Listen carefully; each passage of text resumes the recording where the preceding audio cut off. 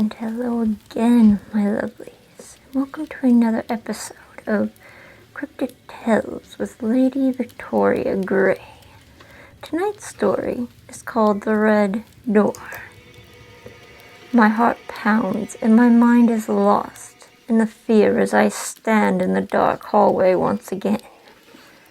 There's an evil one that haunts me down each time I find myself here, and it seems to get closer every time.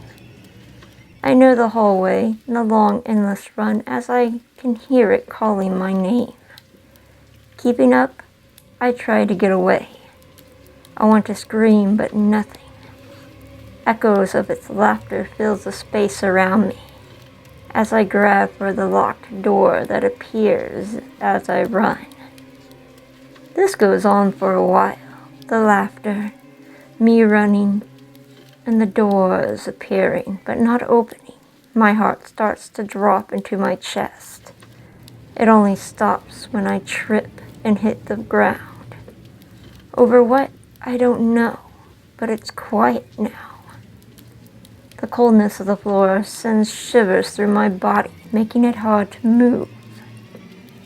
It was then, when I was about ready to give up, that a dim light caught my attention. It was hovering over something, but I couldn't make it out.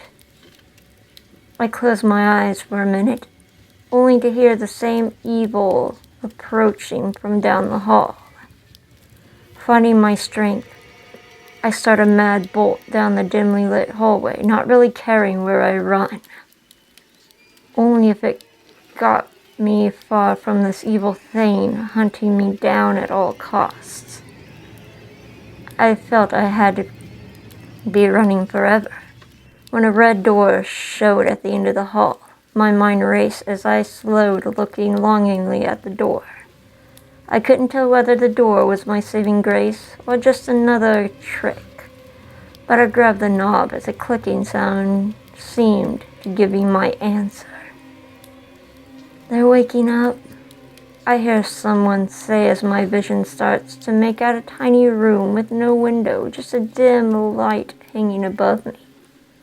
I try to move, but I'm tied down to a table with two strange people looking down at me through face masks covering their mouths.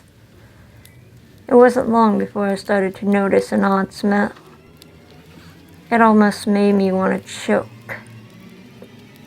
I try to speak, but I can't find my voice. The two seem amused by this before the tall one begins to turn towards the table with with bloody tools. "Oh, but we just beginning. You can't be awake yet. Not now," he says, looking at me with wonder. He turned back to the table before addressing me again. "Oh, just wait.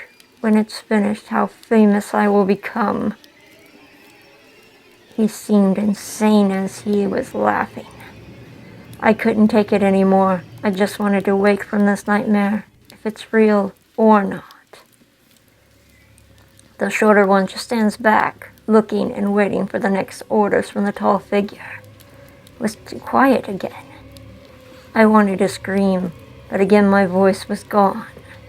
The two seemed to be talking among themselves and laughing. I had to escape and free myself from these two maniacs. But there was a great pain that seemed to shoot through my entire body.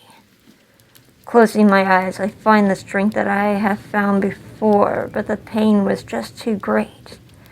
It was then I heard them. They were going to finish what they started, and my mind jumped into panic mode. I shook the table with my body as the pain ripped through, but I knew the risks. The two tried to hold me down, but my foot had gotten free as it sent the shorter one to the ground. The tall figure watched as the table fell onto its side. As I rolled onto the floor, getting to my knees, I bolted to the double doors into a dark hallway. I run now for my life as I hear the tall figure walking behind me in a hurry. After a while, I fall due to the pain. and find myself looking up at a red door. Where am I? I scream for the first time.